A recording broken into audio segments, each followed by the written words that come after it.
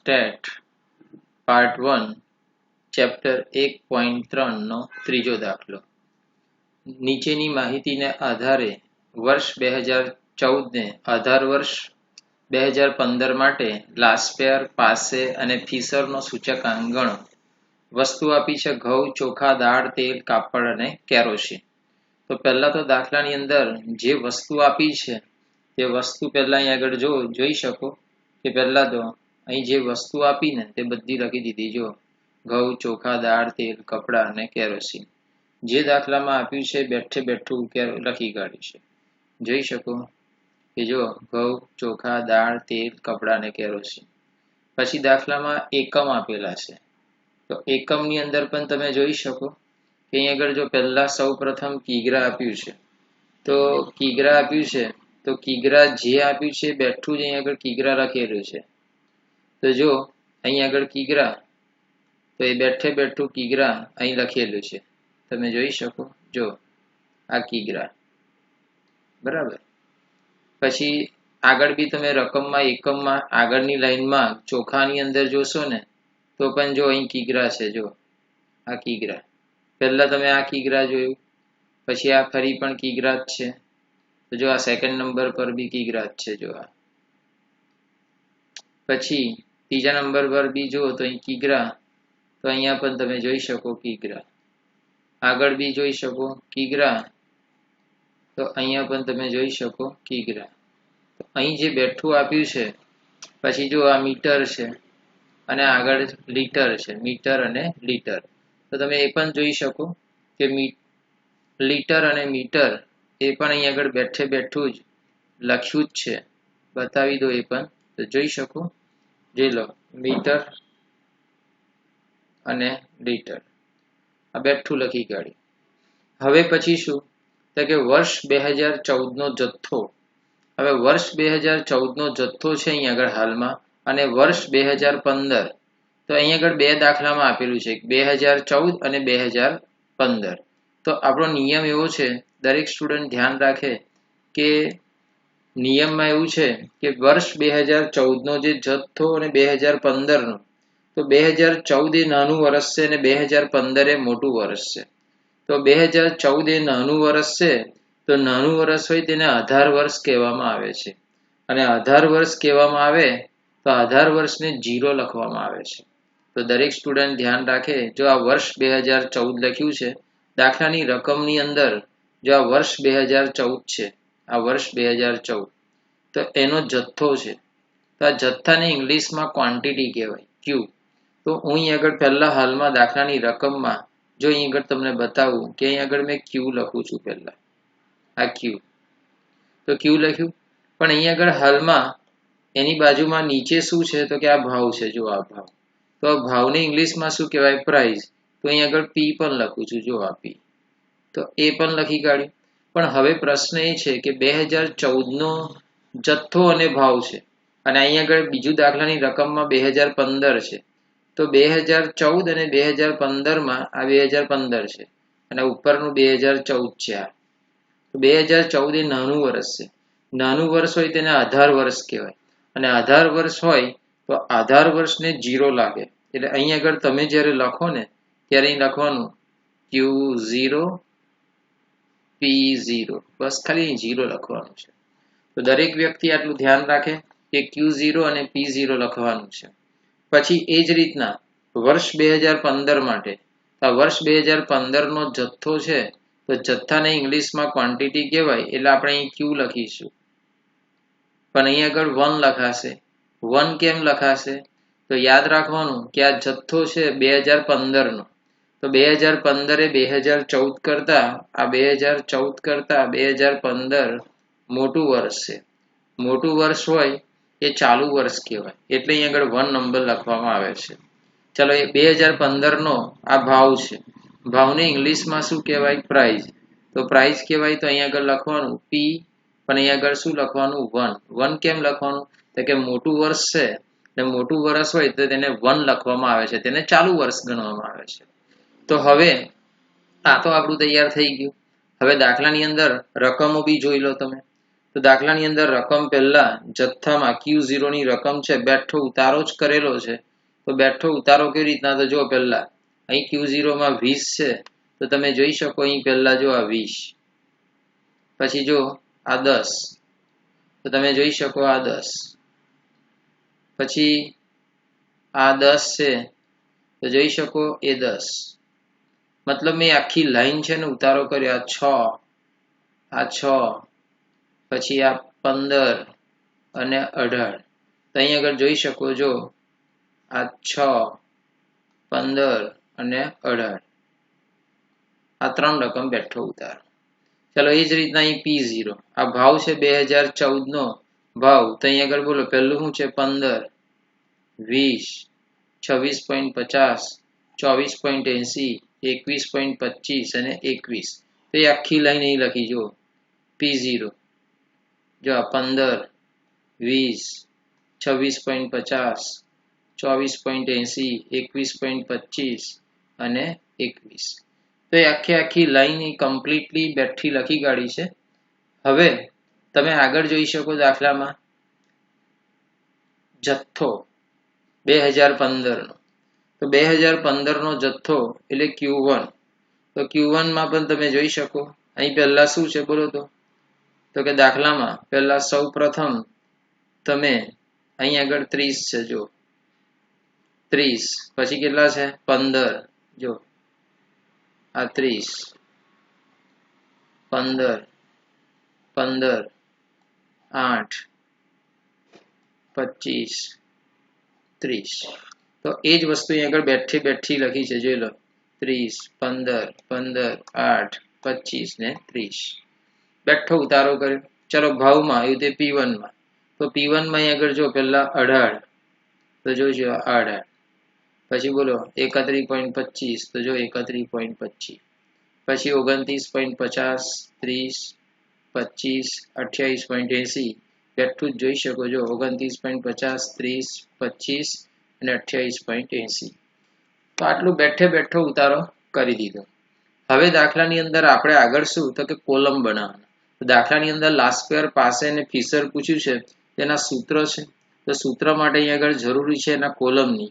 તો પહેલા કોલમ બનાવવા માટે પહેલા સૌ પ્રથમ અહીં આગળ બનાવું છું, જો લખું છું P Q. અહીંયા પણ તમારે લખવાનું P Q, P Q, પછી P Q. તમારે કહો PQ પહેલા તમારે લખી કાઢવાનું. હવે PQ તમે લખી કાઢ્યું, પછી એક કોલમની અંદર આ શોર્ટકટ બતાવું છું તમને. તો PQ લખ્યા પછી અહીં આગળ 1000, તો જો આ 1000 થયું 1000, એટલે P1 Q0, P0 Q0 આવું કોલમ બની ગયું. અને અહીંયા તમારે યાદ રાખવાનું 1101. PQ લખી કાઢવાનું, પછી 1000 અને 1101. તો આ રીતના એના કોલમ બની જશે. પછી તમારે સૌ પ્રથમ અહીં આગળ ગુણાકાર કરવાનો. તો પહેલો ગુણાકાર છે P1 Q0. તો P1 Q0, તો P1 એટલે કેટલા છે જુઓ તો અહીં આગળ 18, P1 એટલે 18 અને Q0 એટલે કેટલા છે 20. તો આ 18 અને 20 નો ગુણાકાર એટલે પહેલું કોલમ આવ્યું અને આ આવ્યું છે ચોથું કોલમ. આ બેનો ગુણાકાર કરવાનો છે. તો 20 ગુણ્યા 18 કરશો તો 360 આવશે. તો મારે અહીંયા આગળ લખવાનું 360, 18 દુ 36, 360. પછી મારે એ જ રીતના ગુણાકાર કરવાનો 31.25 P1 અને Q0 એટલે 10. તો 31.25 ગુણ્યા 10 કરું તો 312.5 આવશે. અહીં લખી દઉં છું 312.5. પછી P1 એટલે 29.50 અને Q0 એટલે 10. તો આ બેનો ગુણાકાર કરીશ તો 295 આવશે. તો 295 લખી કાઢ્યા. પછી આ 30 અને 6, તો 6 તારીખ 18, 180. તો આનો ગુણાકાર હું 180 લખી કાઢું છું. પછી આ 25 અને 15, તો આ બેનો ગુણાકાર કરીશ તો 375 થશે. અહીં લખી દઉં છું 375. પછી P1 એટલે 28.80 અને Q0 એટલે 18, તો 18 ગુણ્યા 28.80 તો 518.4, 518.4. તો આ ગુણાકાર થઈ ગયો. હવે એનો સરવાળો બી કરવાનો, તો એનો સરવાળો પણ તમે કરીશું. તો એનો P1 Q0, તો P1 Q0 સરવાળો છે 2040.9. અહીં લખી દઉં છું 2040.9. આ એનો સરવાળો 2040.9. ચલો હવે P0 Q0, તો P0 Q0 નો ગુણાકાર કરવાનો, તો આપણે એ પણ જોઈ લઈએ. તો પહેલા કોલમની અંદર કયું કયું વસ્તુ લેવાની છે તે પણ આપણે ધ્યાનથી જોઈ લઈએ. તો પહેલા તો ચેન્જ કરું છું ખાલી માત્ર.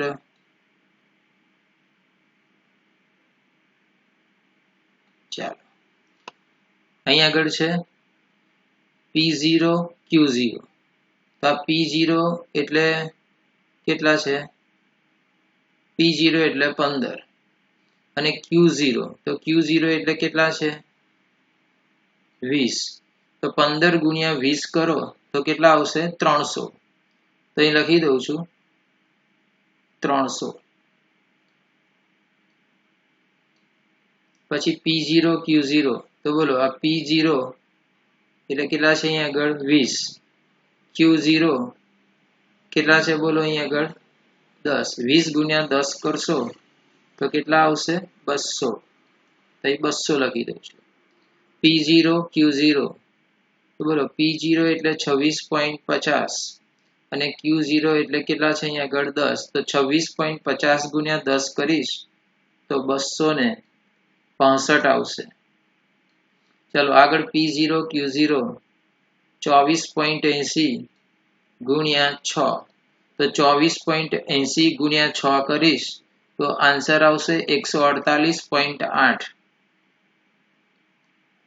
148.8. પછી 21.25 ગુણ્યા 15, તો એ ગુણાકાર કરીશ તો ગુણાકાર 318.75. 318.75. પછી P0 Q0 એટલે 21 અને 18, તો આ બેનો ગુણાકાર કરું તો ગુણાકાર આવે છે 378. તે લખી દેવાનું 378. P0 Q0 એનો સરવાળો કરીશું તો 1610.55. 1610.55 તો એનો સરવાળો આવે છે.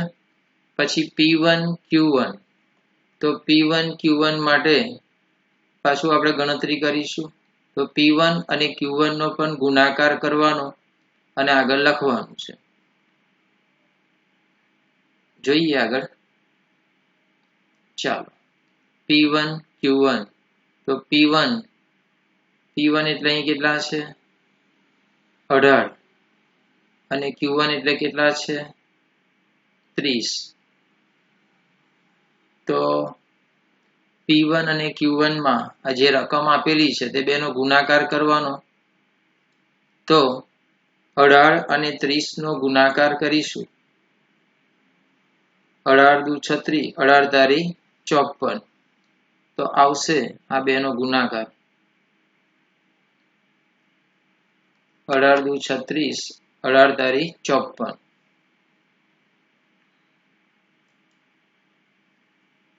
$540. P1 Q1 તો ગુણાકાર લખી દઉં છું 540.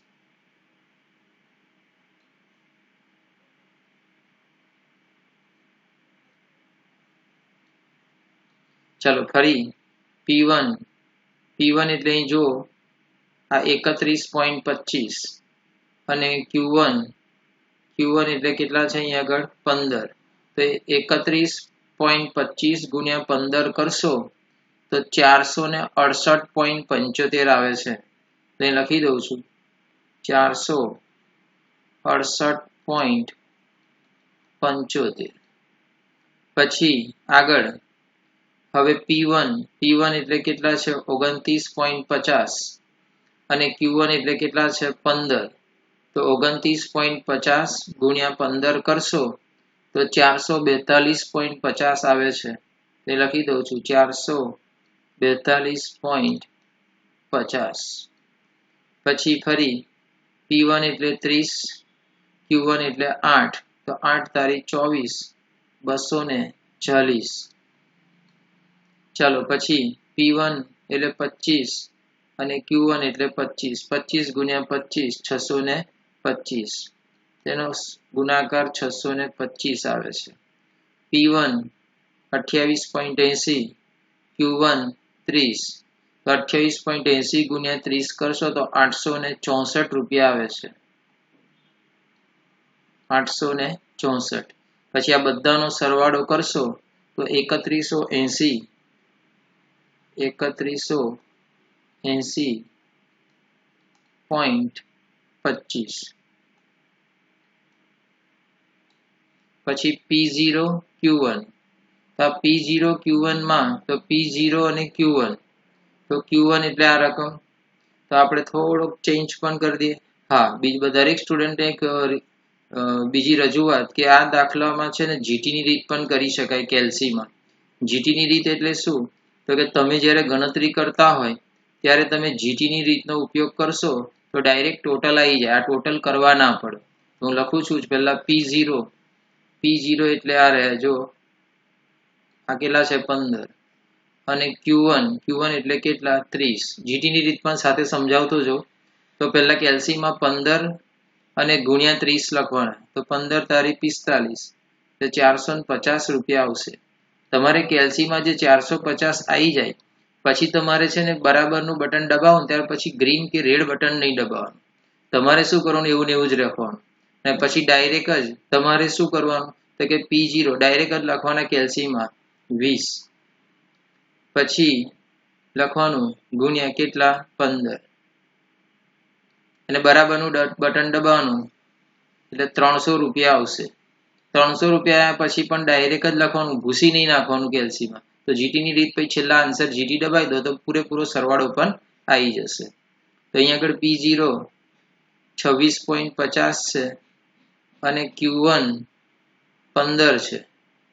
26.50 ગુણ્યા 15, તો એ બેનો ગુણાકાર આવે છે 397.50.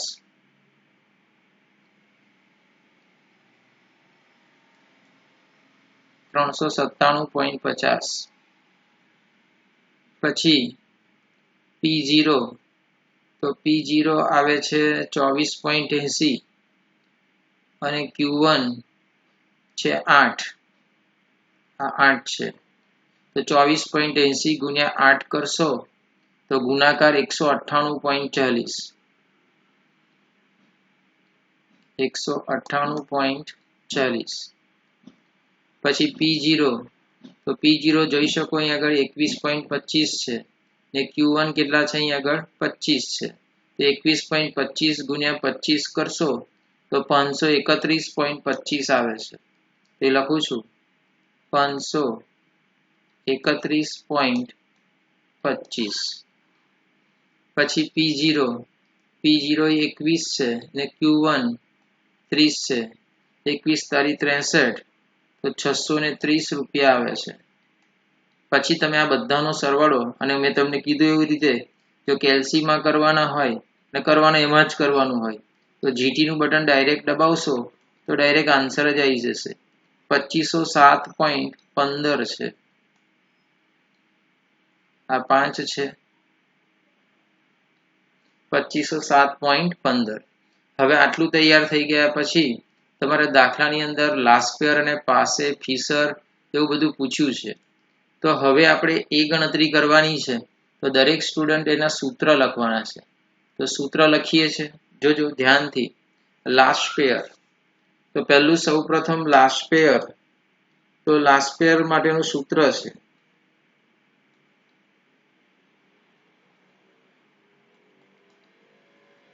લાસ્ટ પેયર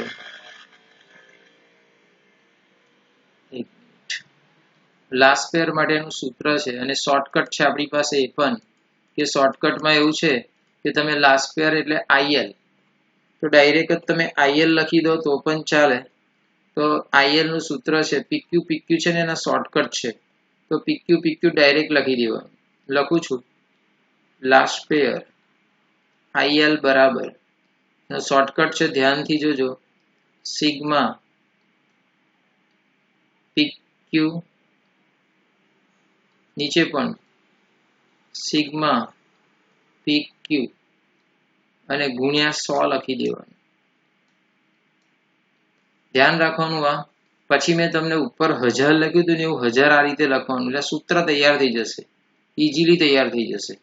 તો આ જો 1000,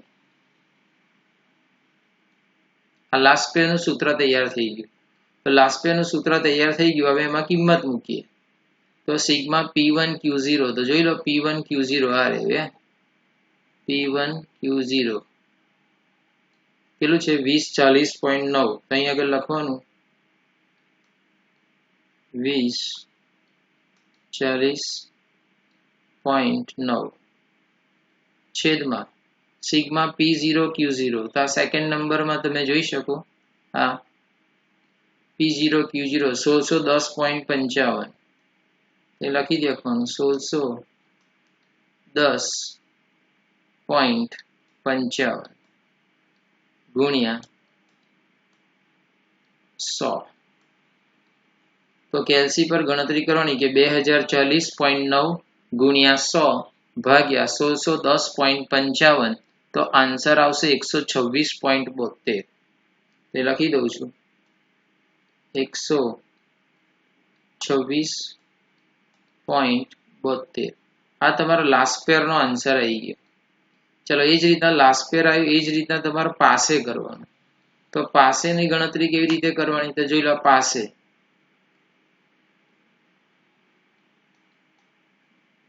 પાસેને આઈપી કહેવામાં આવે છે.